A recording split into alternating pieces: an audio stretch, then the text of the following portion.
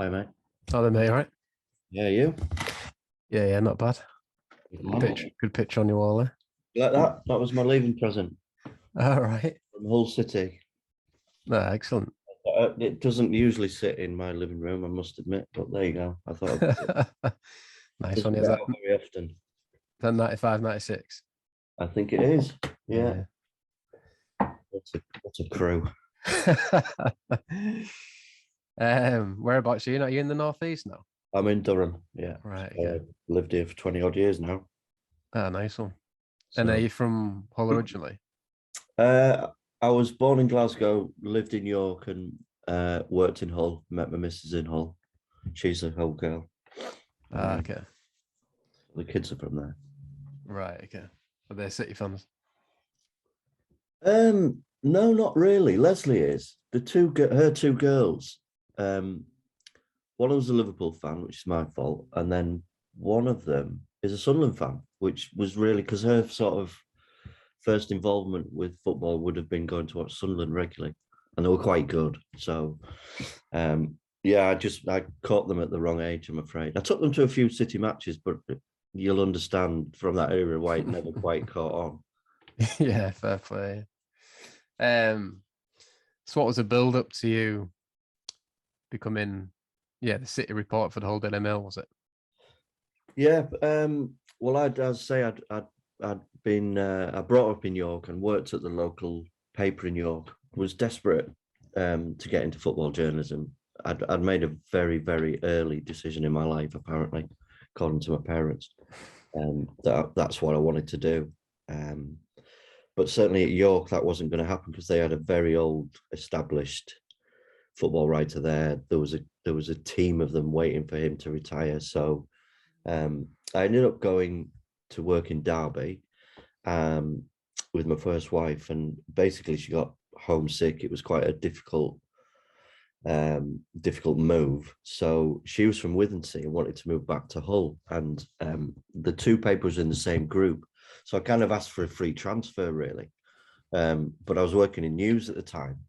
And I met the editor of the Hull Daily Mail, and it was like an absolute car crash of an interview. It was shocking. And he basically said, I don't really want you, but I don't have any choice. I'm doing it for your benefit. There'll be the absolute dregs of news stories to do at the Hull Daily Mail. I've been looking for someone to do these awful, rubbish stories that no one else will do, and you'll be just the man. You'll love it. When can you start? So I came out of his office, and there was a bloke waving at me on the other side of the newsroom. And it was a mate of mine from York, Chris Harvey, who was then the sports editor of Daily Mail, Hull Daily Mail. And he said, what are you doing here? So I told him the sob story. And he said, do you fancy a pint? So yeah, all right. And so we went to the Springbank Tavern. And he said, Pete Whitfield's just quit. Do you fancy being the Hull City reporter? And it was, in an instant, my life really changed. So we had to go back to the editor. He had to give me a pay rise, having promised me a pay cut. He was offering me one of the best jobs, in fact, what I regard as the best job on the paper, and had to embrace me with warm arms and put up with me for the next 3 years.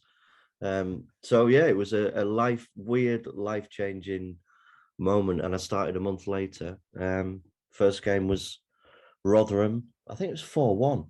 Pete was there. I shadowed Pete for the day and was introduced to everybody.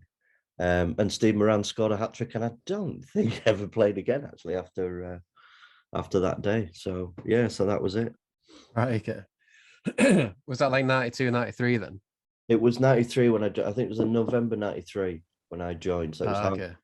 just into the couple of months into the season, Right. where Yeah. they finished just outside the playoffs that year. Yeah. So yeah, that was the first season at Boothferry. So is it all quite encouraging when you first started then in terms of how well we were doing? Yeah, because I think the season before, again, just missed out on the playoffs, and there was a good core of a decent young team with a bit of experience around it, and players like Steve Moran had been brought in, obviously on free transfers, kind of take them to the next level, and it just didn't happen. And then I was lucky in a sense that I got a full season of Deano and just about Linton, and I mean it was a decent squad, and certainly I was gooey-eyed anyway. It's no exaggeration to say it was, it was my dream job. So they could have been anywhere, and I would have, just completely and utterly embraced it. If there is, one sort of sad aspect to the whole of my time at the club, it was pretty much from that day, chasing after itself, obviously just covered in debt and could never really progress, unfortunately. What was like your first introduction to the likes of Terry Dolan? Then did you find him easy to get on with? Yes and no. There were initially, as I say, I think I worked with Pete Whitfield for about 2 weeks, so a lot of the introductions were very smooth. And he was the easiest man in the world to take over from. In fact, he was too nice, was part of the sort of problem that I inherited, because everybody loved Pete to bits, and then you've got this gobshite from York comes in and starts telling everybody how to run a football club. So that was always quite interesting. Sort of following on from someone like that who was regarded so highly by everybody. But Terry and I had our moments, as every, I think, club and local reporter man does. One of his main issues, to be honest, was that I was a very similar age to the players, and obviously one of the ways to engage yourself with players, apart from giving them good marks in the paper, is to buy them a beer, or if you see them out, make sure you buy them a beer and that kind of thing. And I remember being hauled into a meeting with Dolan and my boss, Chris Harvey, to be told that I was banned from the players' bar, basically. And that happened quite a lot. I mean, I was forever having to conduct interviews in the corridor and not allowed in. And David Mail used to take great pleasure in making sure that I never got in. And it's quite interesting because there was always this story about Alex Ferguson knowing exactly where his players were, and as if that was some great mystery. And he was the first to do it, or the only manager that did it, and some sort of great guru. And these young lads at Man U could never go out. Blah, blah, blah. Hull was exactly the same, and it was a smelly small town.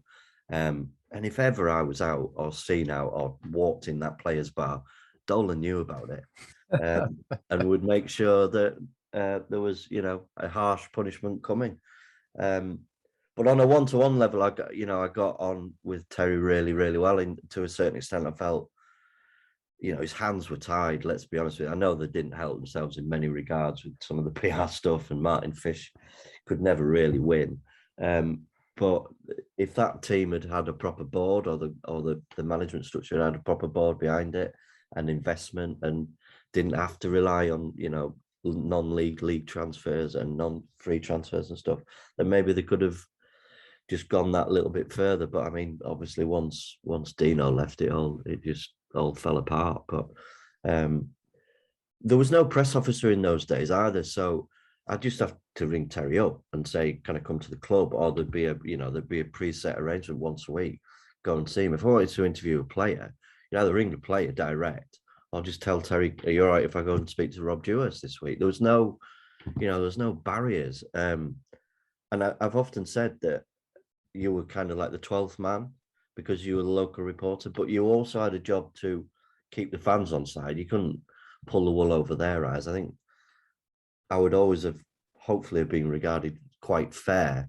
with the players, but equally, as with the manager, as with his assistant Jeff Lee, who was even more hard work than anyone I've ever met in football.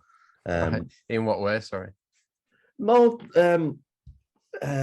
he just wasn't as friendly as Terry, and I think one of the major issues, to be honest, was obviously his son played in the team, and didn't often get higher marks in the paper, didn't kind of get the recognition that, let's be honest, his dad thought he deserved, but not everybody recognised.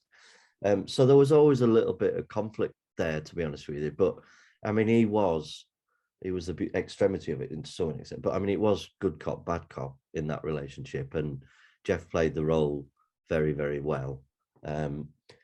So there was a lot of people around the club who you could just go to without having to, as I say, go through 3 different people to actually get permission to speak to them, and that was a breath of fresh air compared to what you have to put up with now, I must say. Which players were good value then for interviews back in those days, kind of thing? Well, to be fair, they all were. They were, but I mean, obviously, Deano was. Even back then, I think it was his 2nd full season. Would it be? It was quite clear, he was a different personality, shall we say.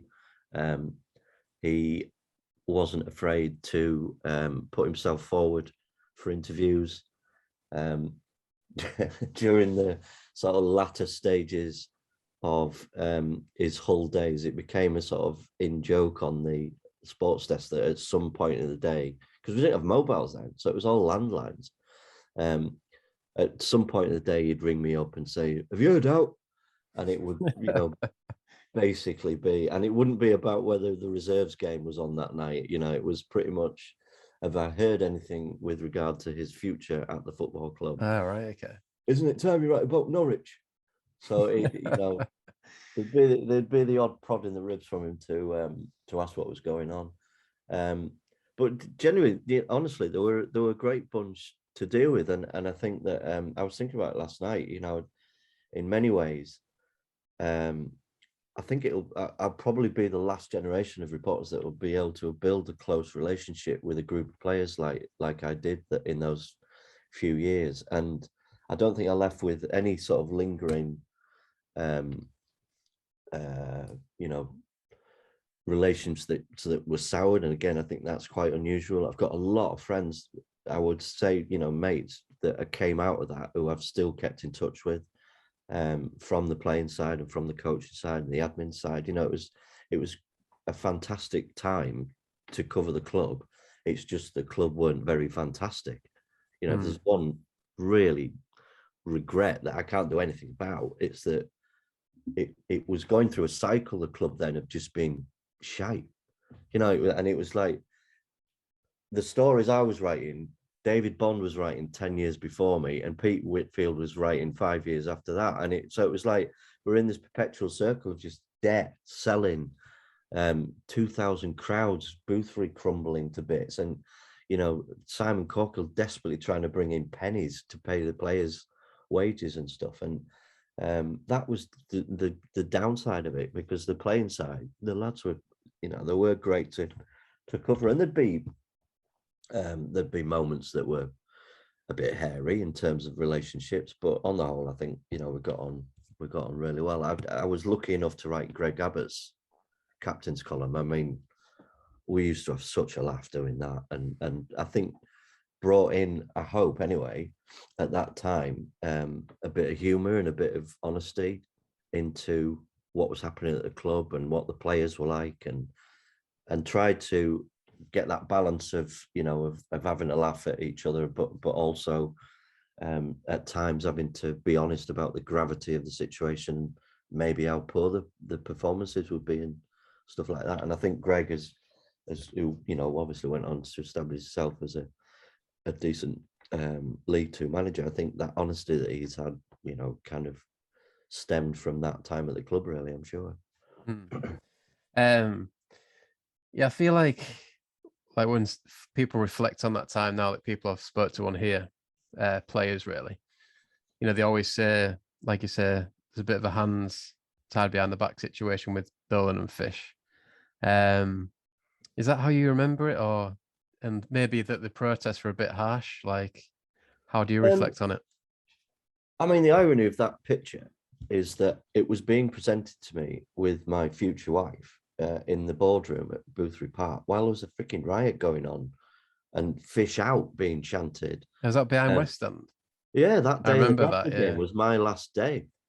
So, and in many ways, it just summed up how mad that period was. The fact that a game like that, a decision was made to put the away fans in the home end, which still baffles me, you know, to this day. And I think that in a way, Martin Fish made that decision for kind of what he thought were the right reasons, which was to bring some money in because Bradford were going for the playoffs and they were always going to fill it. The repercussions of it and obviously the sensibilities of it were it's just mad, an absolutely mad decision, which then resulted in what, you know, in like you say, effectively a riot and all sorts kicking off. And nothing could, like I say, nothing could have really summed up how the club was being run. I think it was with the best intentions, but it didn't always mean that the best decisions were made. I mean, I got banned a couple of times for stuff I wrote, and there was always that balance of trying to tell the correct story from the club's point of view of how they were trying to, you know, convey messages or whatever. Because in those days, without what we now have in social media and stuff, you were the voice of the club, you know, that, and the paper was obviously still bought in pretty big numbers then. It didn't always mean that you agreed with every decision that was made, and if you were critical in, you know, in the weekend paper, in the results paper, you'd get it in the neck on the Monday morning from Martin. But equally, it wasn't really Martin Fish's fault that the Needlers had run out of money and run out of interest in the club, and that was where the main problem was. He was, let's be honest, kind of a puppet for that family. They weren't really interested in running it. It was run into rack and ruin. And if someone had come in at any point with a decent offer, they probably would have sold it. So it was difficult not to feel, especially when you were aware off the record of some of the stuff that would be going on, and that, you know, there'd be a pending inland revenue case coming up, and that really the only way they were going to get out of that was, you know, was to sell Dean and take the bag of cash and go running down towards the bank on whatever day it was. So it was difficult not to have sympathy, but equally, I'd like to think it didn't make them free of criticism. And again, I think I always tried to balance the relationship I had with some good and well-informed supporters with having access to Martin Fish, who, as I say, didn't always make the right decisions as far as the fans and the club was concerned. What were you banned for? Can you remember? I actually was trying to remember last night, but no, I can't remember. I know it got on the back page. It'll have been a financial story, and it'll have been a financial story that he'll have been upset about. I mean, to be fair to him, he put up with a lot from me in terms of the, you know, the criticism. But I remember being banned, and it was like a badge of honor, to be honest with you, because it did prove that you must have been doing your job right. Yeah. Do you know what I mean? There's only so far that you could go, really, in terms of keeping the club on side all the time. And I think, like, Terry pretty much sympathized with where I was stuck in the middle as well, because let's be honest, he didn't want to sell Dean Wendas as much as he wanted, I think, and recognized that Dean wasn't going to stay at Hull forever and could have, and was always going to play at a higher level. I'm not so sure that Terry's preferred choice for Dean would have been Aberdeen, for example. Let's be honest, they were the only team prepared to pay the cash. And it said a lot about Terry that he went with Dean that weekend for his debut and, you know, looked after him. And there were a lot of things like that he did for looking after the players that obviously went unseen. And like I say, I think if the club had been run differently at the time, it could have pushed on more than it was able to. Kenny Gilbert was never really going to take us back up to the Championship, was he? Let's be honest. Yeah, you mentioned Deano kind of asking you what was going on with his transfer. Like, how would you keep informed about stuff like that? Was it people at the club that you'd talk to, kind of thing? Yeah, I think you'd have an honest enough relationship with the manager to ask if a bid had come in, and the actual truth throughout that time was there never really was a bid beyond what came in, which is why when it came in, it was like snap your hand off time. There was a lot of speculation, and he was watched by a lot of clubs, but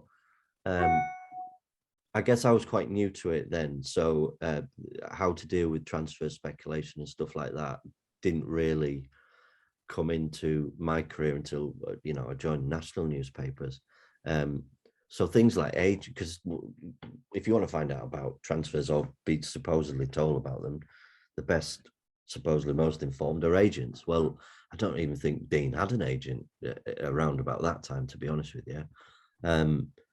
So it was more a question of just relying on the club for information, but it wasn't difficult, for example, to find out which scouts were at City matches. You just had to ask the secretary, and there was a list. Simon would pretty much produce a list, and you see a couple of Premier League or First Division team names in there, and that's your backstory for a couple of days, isn't it? If Leeds or Norwich turned up again. I know Martin O'Neill was obsessed with Dean and would love to have signed him. There was obviously, if I recall, there was a run-in with Robert Chase, the Norwich chairman, wasn't there, over trying to sign him on the cheap, which I think was basically City's problem, was that they had an asset, but that didn't necessarily mean that they were going to be able to bring in the best deal to get rid of him and settle the finances and stuff like that, which, as I say, is probably why he ended up in Aberdeen in the end. So it was,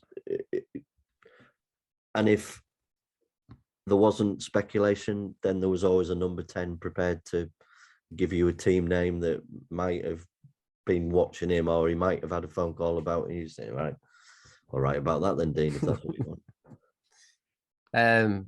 You mentioned fans as well. Did you have any go-to fans at that time that you would talk to about their views on the club to get kind of a fan's opinion kind of thing? Well, I knew, and I got to know Andy Metcalf, and that sort of group, and because he was from Withensea Way, which is obviously where we first moved to, and I mean there was various sort of smaller fanzines around at that time. It wasn't as much as you would have expected, maybe sort of underground. But the crowds were down to about 2.5, if I remember rightly. Go to Walter windscreen games midweek, and there'd be about 300 people there, wouldn't there? Yeah. Crew reserves. So I got to know Andy really well. I got to know who was the lad, Trevor, who used to go to every single game until I think the China tour. Trevor Pierce, is it? I used to see him games all the time. Whenever I saw him, Hull would lose. So he used to try and, I think, avoid me before matches, even at away games. I'd see him waiting for me to come in the ground before he went in, and he did seem to have a terrible run whenever I was at a game. I was the Jonah, I'm sure, for a while, but yeah, it would be Andy I got to know pretty well in that time. Okay, and then just in terms of your match day routine, like at Boothferry Park, what was it a good view from that press box? Yeah, it was great. Yeah, it was pretty precarious, the old journey up there, especially on a snowy, wet, windy day. Was it those backstairs you had to go? Backstairs, yeah. And obviously as well, everybody could see you going up there, because all the fans passed, and you couldn't go up there incognito, me and Burnsy. Yeah, it was. I mean, it was glass fronted as well, so you kind of didn't really get whatever the full atmosphere was at that time, and pretty much it was just individuals shouting, to be honest with you, most of the time, because I say the crowds were pretty low. But the view itself, yeah, it was right on the halfway line, absolutely great. The Hull Daily Mail had a fixed seat just to the left. Radio Homicide was at the far end, which was always quite interesting, because if they were doing live commentary, you got the whole bloody thing being shouted at the other end of a glass enclosed room. But the routine actually for a reporter back then was completely different to how it is now. My day sort of started actually at the Springbank Tavern. I inherited one of the things I had to inherit from Pete Whitfield was eating baked beans and sausages in a giant Yorkshire pudding in the Springbank Tavern with a pint of Tetleys. That was my pre-match meal. Every single week I went for that. I don't know why.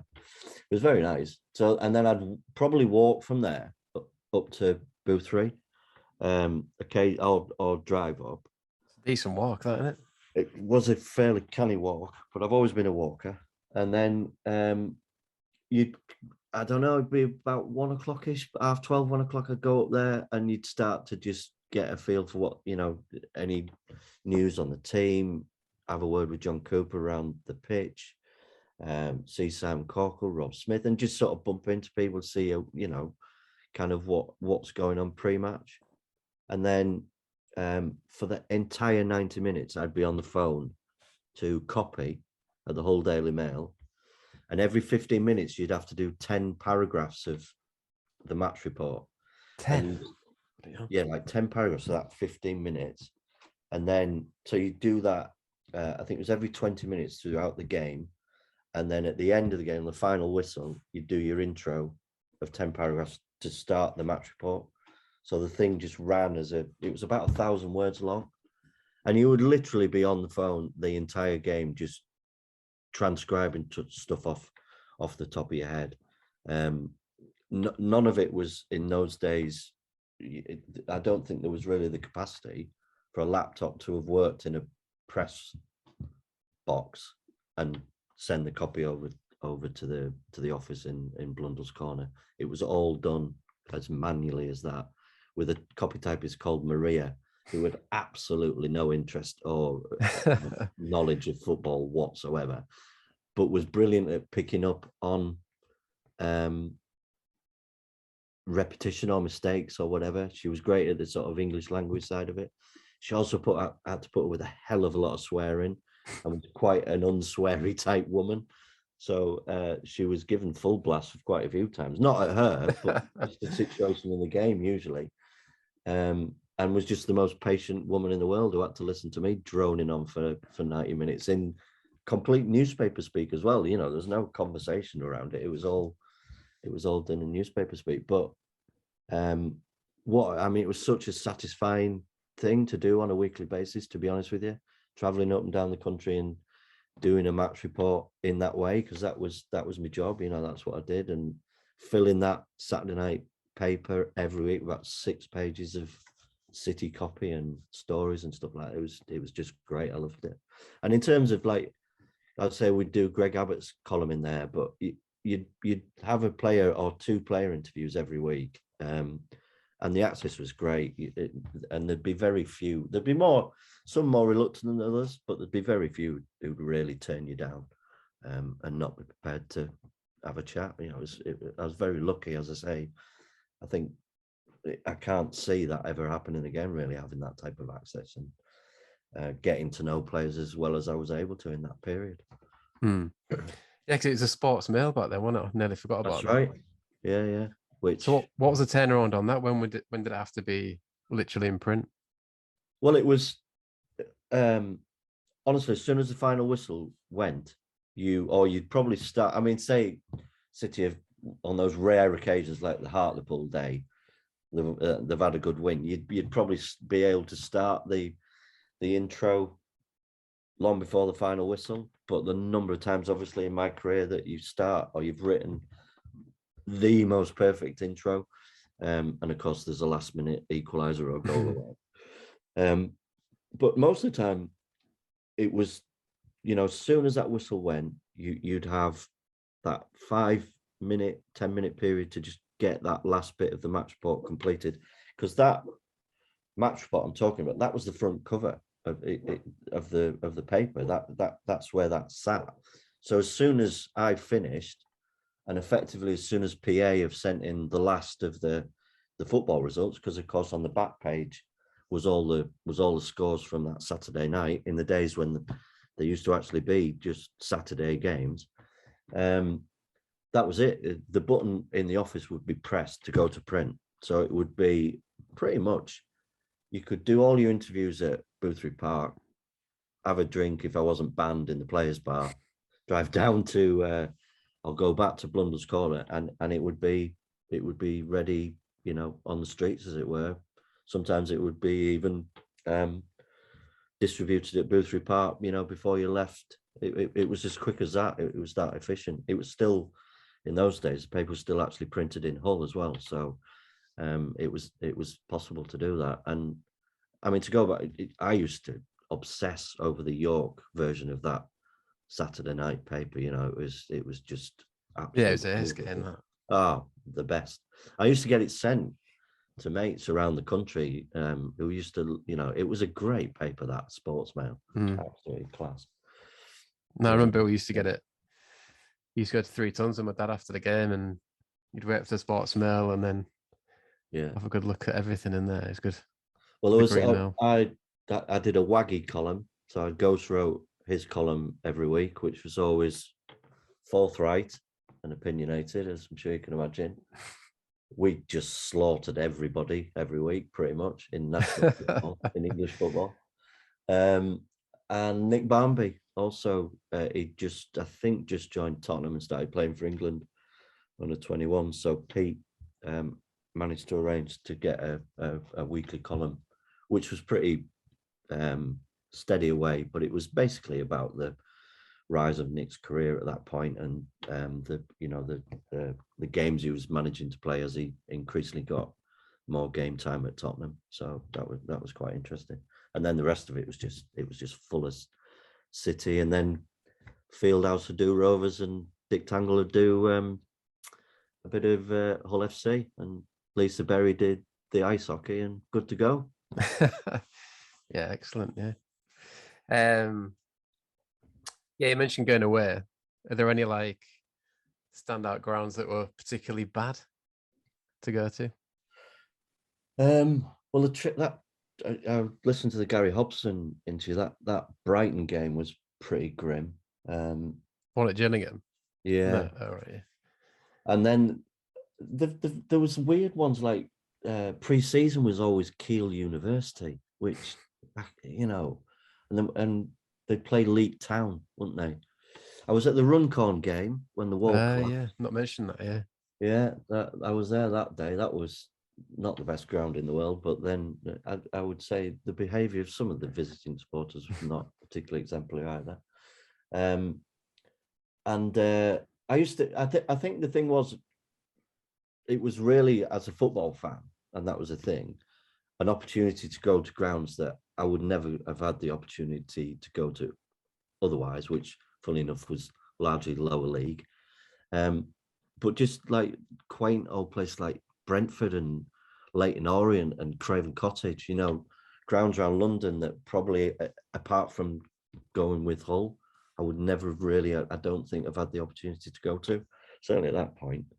You were the Wickham game when Deano scored that unbelievable goal. I missed it.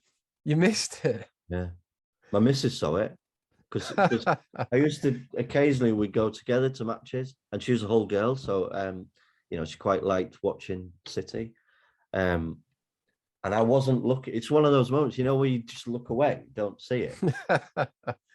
So I never saw it at the time. I mean, I heard all about it from a certain individual afterwards. Don't worry about that. But I don't think I've actually really properly seen it. It's on YouTube, yeah.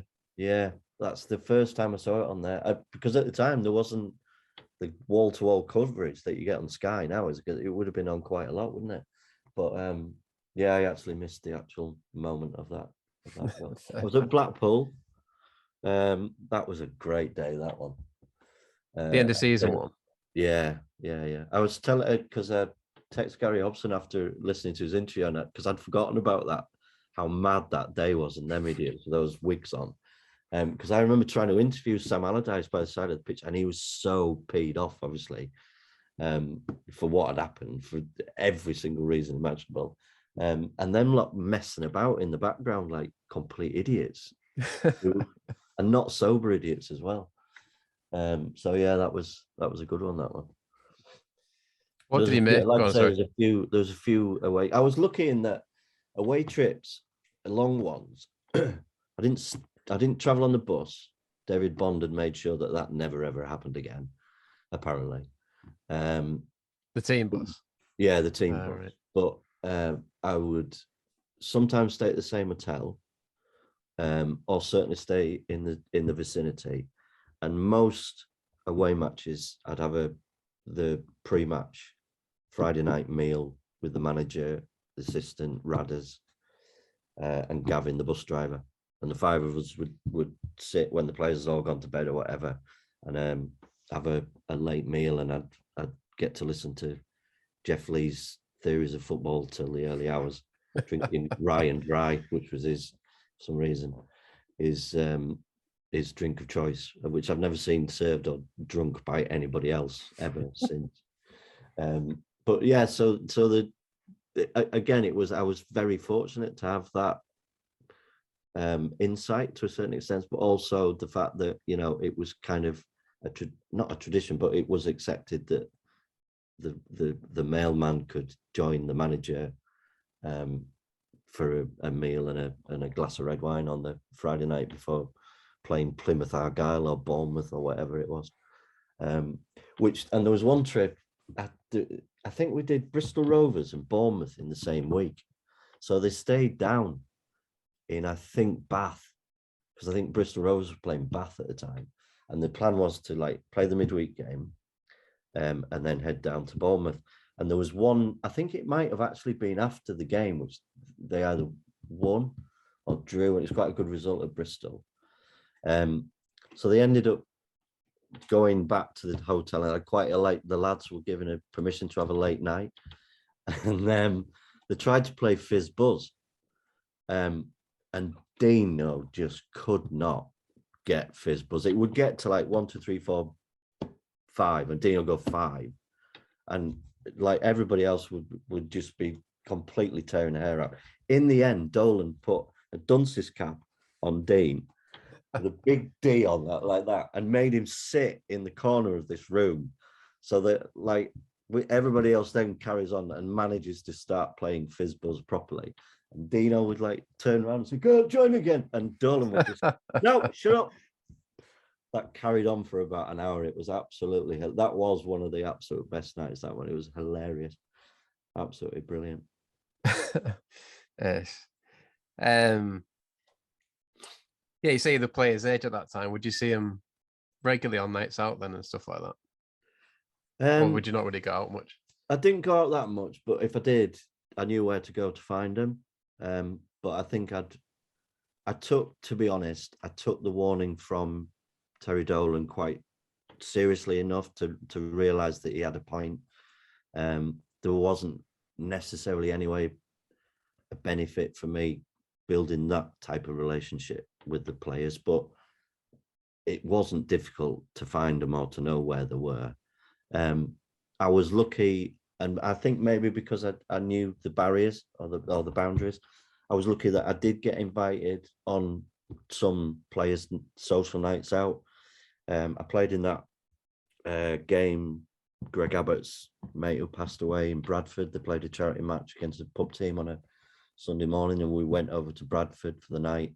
Dolan actually came, I think, the following day, and I played for City in that friendly came on in the second half. All right. And we got a penalty, and Dolan said, "Right, you go take it." And Linton Brown said, "Come on, you take it." And of course, the City man who'd been given this lot pelters for the entire season gets to step up, and I blasted it over the bar. Absolutely. It went miles as well. It's the worst penalty ever. I can't, still to this day, it sends me cold how bad it was. And then there was a massive puddle in the goal area. I mean, it was horrendous. And Linton Brown just basically, as soon as the penalty went flying, I was just rugby tackled to the ground, straight into this puddle. So then had to finish the rest of the game just drenched like something out of a horror show. It was absolutely horrendous. The lads obviously thought it was hilarious. And I think Linton Brown once did a Q&A. I once read a Q&A of one of those questions was funniest moment in football. And he referenced my penalty, which was horrendous. And there was, one night where Dean had been either injured or suspended. And we ended up in LA's and other such establishments quite late. And he said, just crash at ours. So he lived over in Victoria Ave, I think, then. And what, on the avenues? Yeah, I can't imagine Deano down there for some reason. That's where him and Helen's first house was. Ah, right. And we had a really late night and then got back to the house and sort of early. I'm pretty sure there was a game, but he wasn't obviously playing. So I had to kind of get myself ready for the Saturday for the match to go down to Boothferry. So I'm sort of waking up in the Windows front room, and all I can hear is Helen giving him a bollocking, saying, "If you're not careful, you're going to ruin the career. You're never going to get anywhere."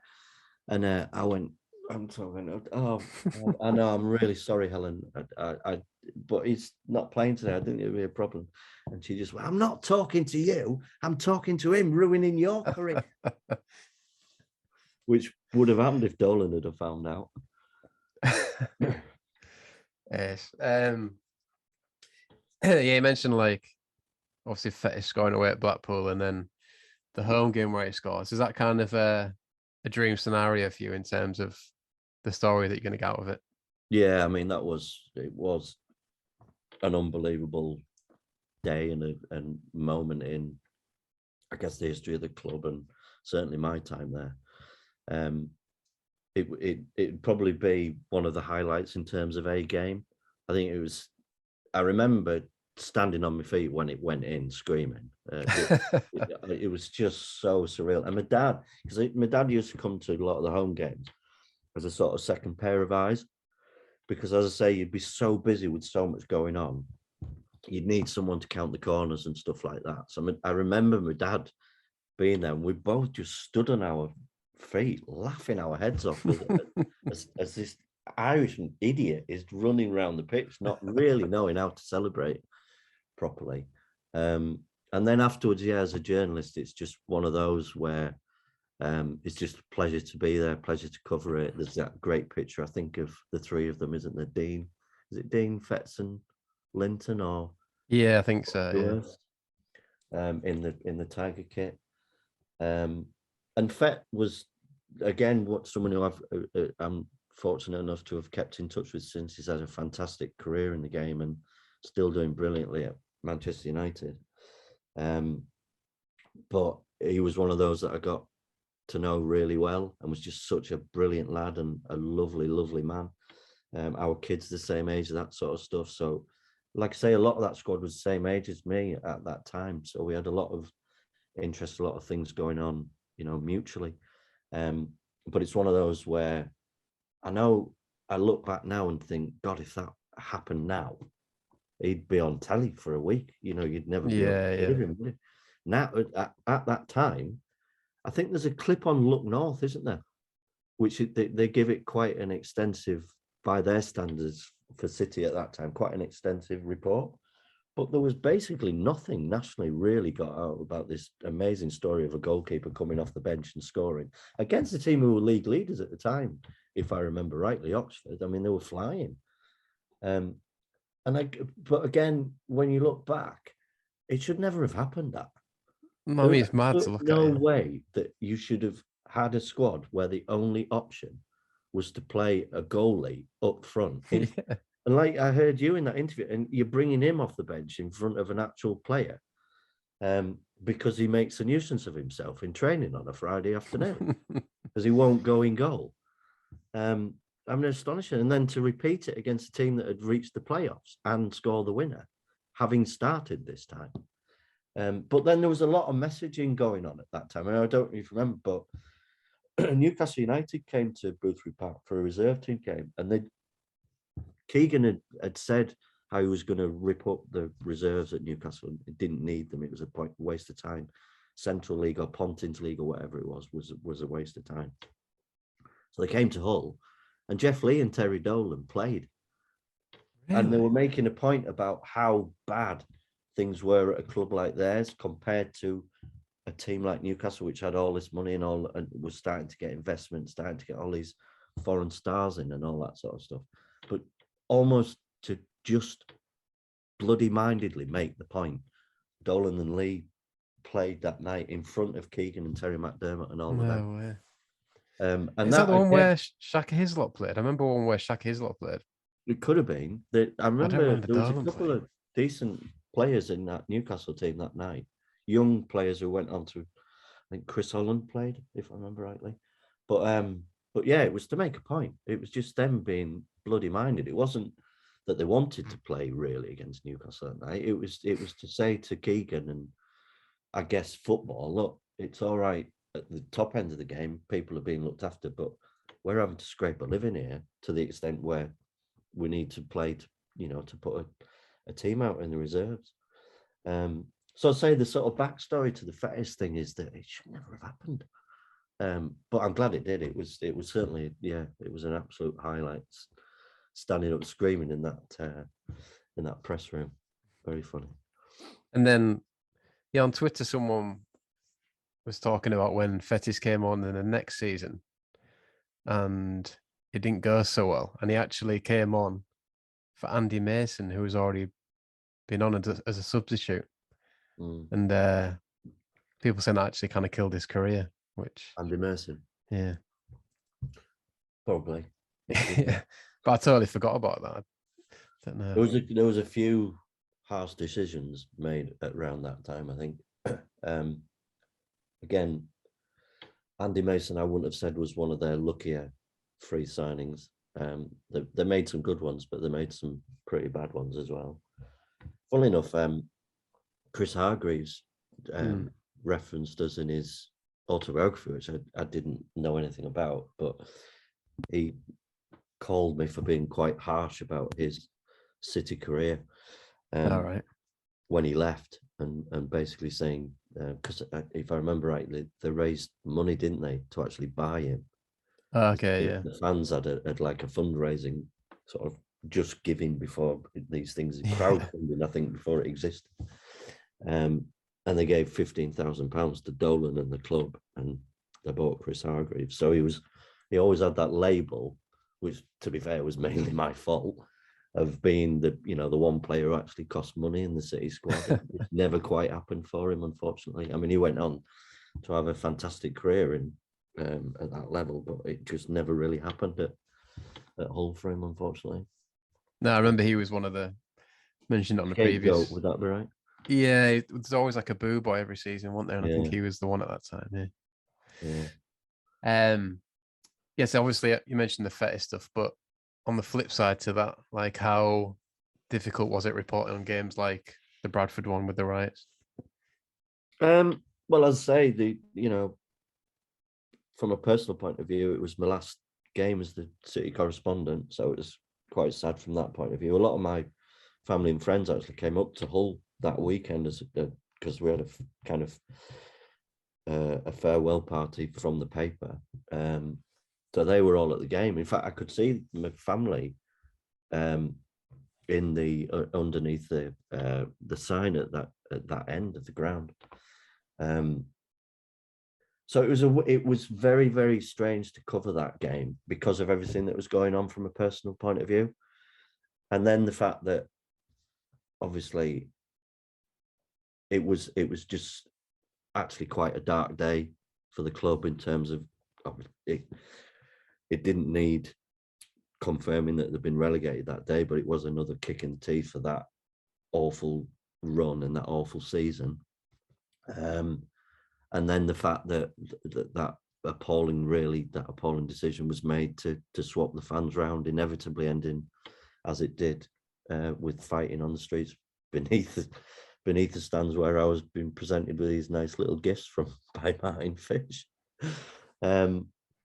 I mean, there were a lot of crap games like that, really, when, as I say, you just prefer that the club had been heading in the right direction. But that last season, 95-96, wasn't it?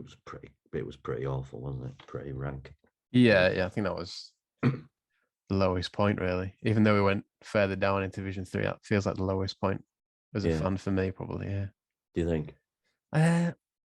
Yeah, just the no hope. Yeah. At that point. It's obviously been difficult over the last few years, but it's hard to compare when you've got a financially stable club. I think the thing as well, that as much as Boothferry Park should always hold a place in our hearts as a great stadium, it was falling to bits, and that kind of epitomised the club, really. to a certain extent, didn't it? Mm. And it wasn't as if every solution created a resolution, so that, you know, selling Dean didn't really solve very much apart from the club's immediate future, but the investment that was made in the players after his, you know, departure was, unfortunately, they just weren't good enough, were they? But you were never really going to be able to replace a lad who at that point was a bit of a one-off at that level, I think. Yeah, true. So why did you leave? Did you stay in sports reporting? I did. I was actually offered a job at the Sun as their Northeast correspondent, which is why I'm up here now. Do you remember Simon Dakin? Yeah. He fell down a lift shaft, didn't he? Yeah, what's the story there? Or is it just Well, he was on simple as holiday that? with a couple of lads. I can't remember who was there, but he was on holiday with a couple of the lads and fell down a lift shaft in his hotel, which I think was in Cyprus, and it was one of these half-built jobs, and he just went the wrong way down the corridor at the wrong time of night, shall we say. So he ended up in a heap at the bottom of this bloody lift shaft with broken ribs, punctured lung, and I think he might have, but I don't know if I got this right, but he might have suffered some sort of skull injury, a fractured skull. It might not have been that, but it was obviously, he was in a bad way. Survived it and went on to play again, but he was actually called Biscuit because when he headed a ball, they didn't know what angle it was going to come off at, so they used to say it was like a biscuit tin. So that was one of the best nicknames I think I can recall at City. So anyway, we did a story in the Mail, and in those days, you sort of an interesting one like that, you'd ring the Nationals and say, "Look, I've got this City footballer falling down a lift shaft. Was that of interest?" So speaking to a lad at the Sun, Pat Sheehan, who was their boxing correspondent, and he basically said, "What are you doing this summer?" And I said, at that time, I'd just sort of split up with my wife, and I was quite happy to go down there and effectively do like a 2-week shift, just covering London clubs in close season, which is quite challenging when you don't know London at all. But got to know, I met Mick McCarthy at Millwall's training ground and got a couple of tales out of him. So I just kept getting invited back for the odd shift, which, you know, the money was quite good opportunity. Didn't really think much of it other than that, really. Just got a call out of the blue just before Euro 96 from the sports editor of the Sun, who I'd got to know, and he just said, "Do you fancy moving to Newcastle?" It was, "When can I start?" It was as quick as that. It was amazing. So I was up here covering Euro 96 within a couple of weeks. First games at St. James's Park. First time I think I'd ever been to St. James's Park. And then... What games did you do there? I did let me think. Well, the French were based up here. So I think there's France, Bulgaria, France, Croatia. Then I did the Davos Suker goal at Hillsborough. Yes. Foot. I did a couple of games, I think, at Ellen Road. It was an absolute, to be honest with you, a whirlwind. I mean, it's over 30 years ago now, isn't it? Nearly. But it was just a whirlwind at the time. I really did not have a clue what I was doing, I'll be honest with you. I was completely and utterly working on the seats of my pants. I didn't understand anything about national newspapers, about who goes first in press conferences, what you do. Honestly, I was totally and utterly out of my depth. I don't know how I survived.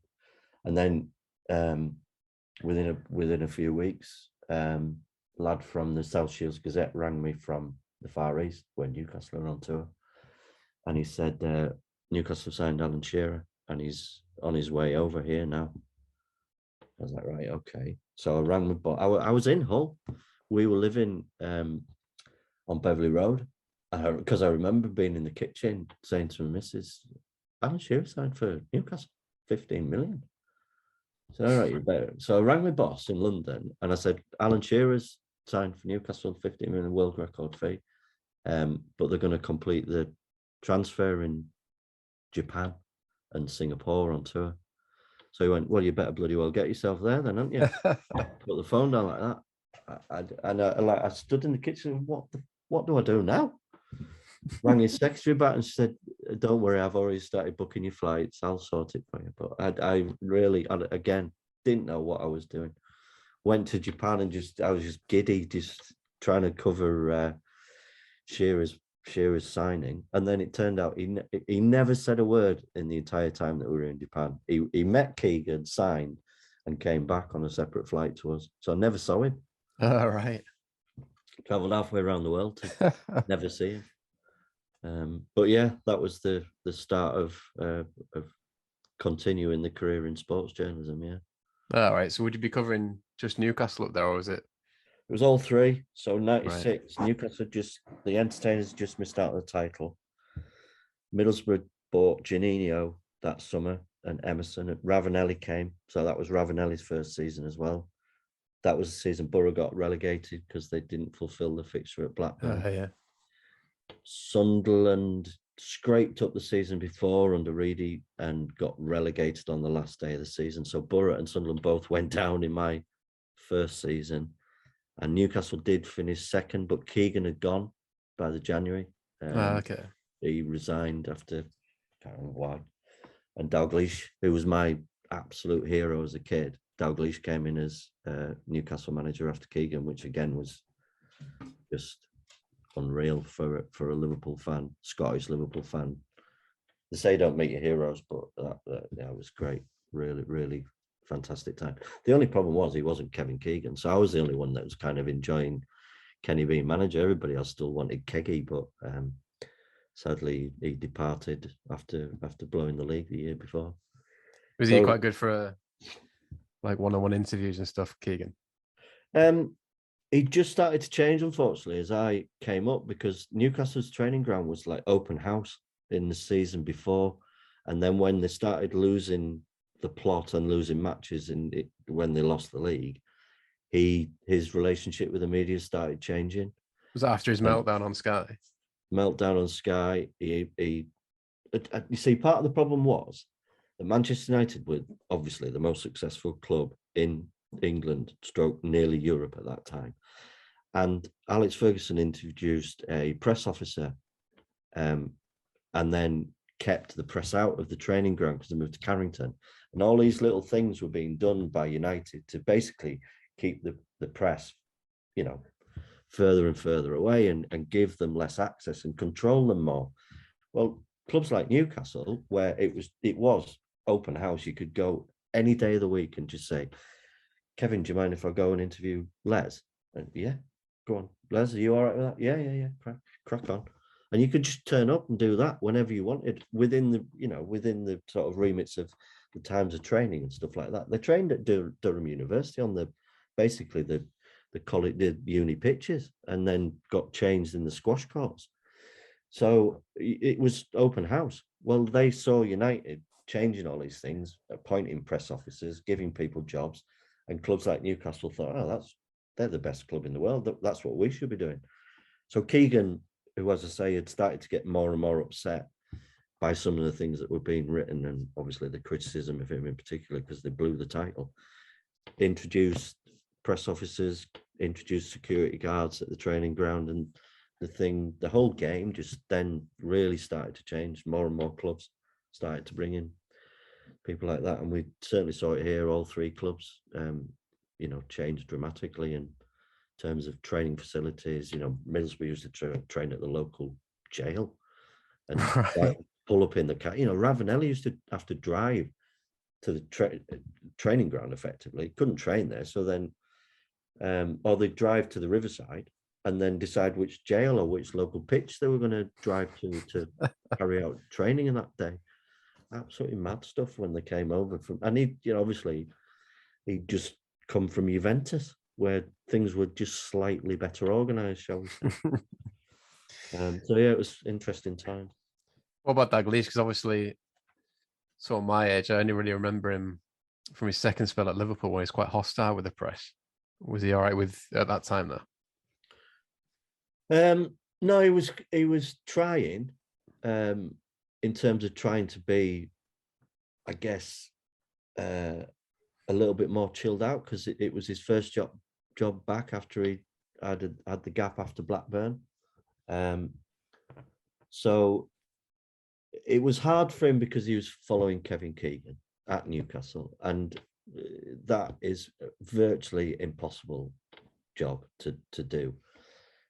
And I think that because he wasn't Keegan, he was never going to win with the fans to a certain extent. And my fellow journalists probably had quite good, strong relationships with Keegan. Because to go back to your question about one-on-ones, although he wouldn't really probably do a one-on-one, once he was in full flow in a press conference with everybody, he was just gold dust. You know, he was box office. And there's very few managers that I've covered who are like, they do exist, and you know, the super managers that hold court now are brilliant at it. But in those days, Keegan was a bit of a one-off and was just quote all the time. Kenny could never live up to that, and as a personality, even now, he's just not the same. But he would have a different kind of relationship, wouldn't he, with the press and the fans in Liverpool. So he was always fighting a losing battle with the other lads, but I didn't have the relationship with Keegan anyway. Kenny was my hero, so I was probably a little bit more sympathetic. The only downside was I was working for the Sun, so he didn't really want to speak to me anyway. But, of course, yeah. Having said that, the dynamic between, I guess, Kenny Scousers and the Sun wasn't as clear cut as it is now. It would. Post Hillsborough was still sort of the whole thing was still settling down, really. So it wasn't a toxic relationship like it would be now. But he was always fighting a bit of a losing battle because of his personality, I think, to a certain extent. I remember, left or sacked, and he took all the. During his time, he'd always been actually quite reserved while still trying to help. And he'd got involved in silly rows with journalists over his short time up here. Quite established Northeast journalist as well. But when he was sacked, he took us all out for a meal in Durham. And we got absolutely shit-faced. It was a brilliant Italian restaurant. It was the longest night ever. And about 1:30 or whatever, he said, right, come on, we need to go home. So I said, oh, do you want a lift?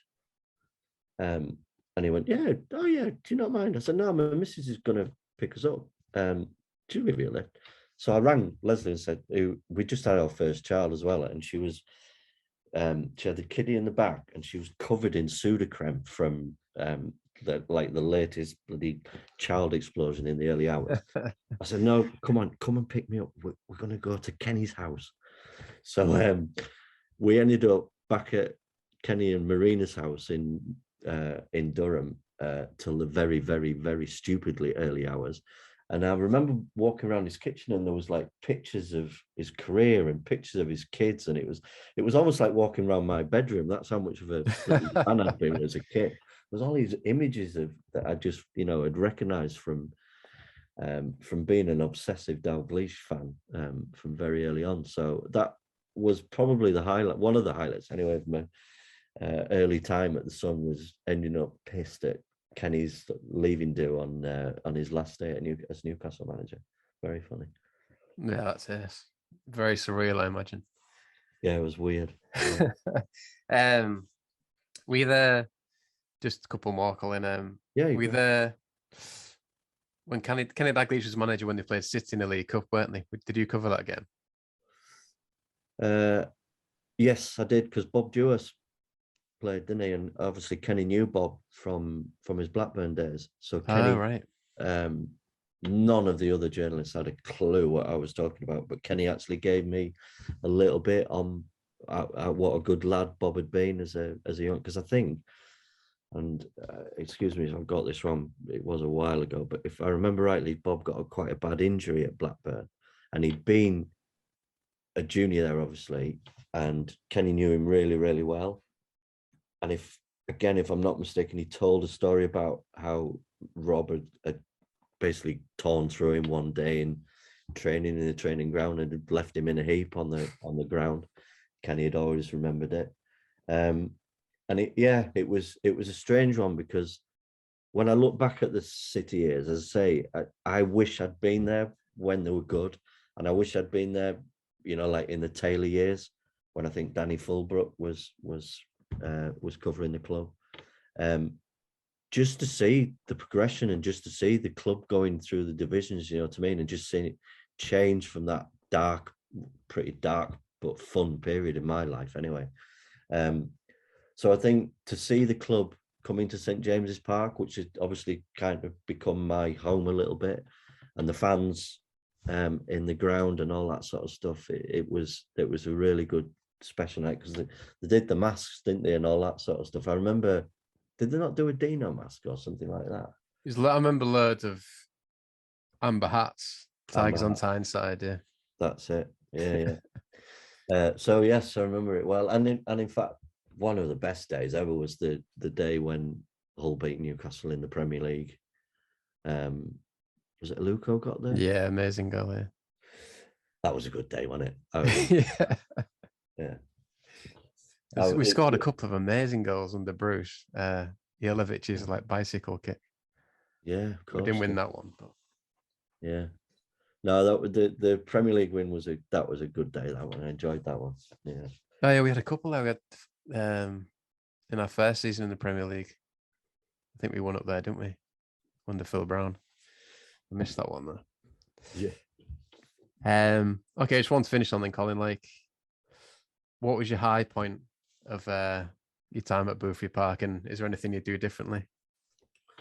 Well, I think the one, I don't know if it's a high point, but I definitely, as I said earlier, I think having the opportunity to cover the club in that way and get to know those players would be a long-term, a longer high point, in terms of just having that access and knowing how lucky I was, and looking at genuinely, I think over 20 years I've covered like World Cups and European Championships, obviously the European games with Newcastle. I became the Republic of Ireland correspondent, so did that and travelled to Dublin like a lot, which was great. Yeah, you have a lot of nights out over there with the players. Yeah, well, I didn't have many nights in, let's put it that way. In fact, I don't think I had any night in ever covering Ireland. It was just a brilliant time to be on the road with them. But without a doubt, and I'm not just saying this because I'm talking to you, I've said it to many, many people, the best period of my career was covering Hull City. I just absolutely loved it. It was a boyhood dream to be able to have the opportunity to report on a club in the way that we did.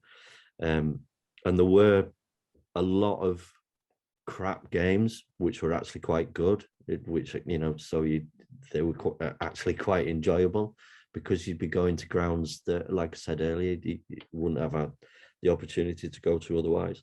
The fattest goals obviously do stand out. I remember Linton Brown, was it Swansea or Bristol Rovers? I'm sorry, I can't remember. It might have actually been that Bristol Rovers game, but he was on fire that night. And it was, I think, one of only 2 occasions that I gave a 10 out of 10, which me and him got completely hammered for by the rest of the players forever. But that certainly stands out. And then, to be honest with you, just meeting people that I met and still being in touch with them, and still being able to pick up the phone to Greg Abbott like I did 20 odd years ago when I first started writing his column, taking the mickey out of each other, having a really good laugh and just talking shite. It's great. And to be able to have people like that in your phone that I met at that time of all different types is, was just brilliant. And also the people I work with at the Mail.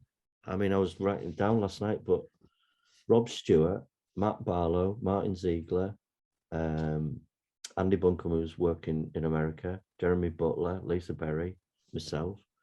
When that, like if we'd been a football team, we're like the class of '92 there. There's some really good journalists in that group who all went on to work and are still working in national newspapers, and then the main man, bloody Danny Fulbrook, who I think took over from me and went on to become chief sports writer at the Daily Star, and sadly passed away.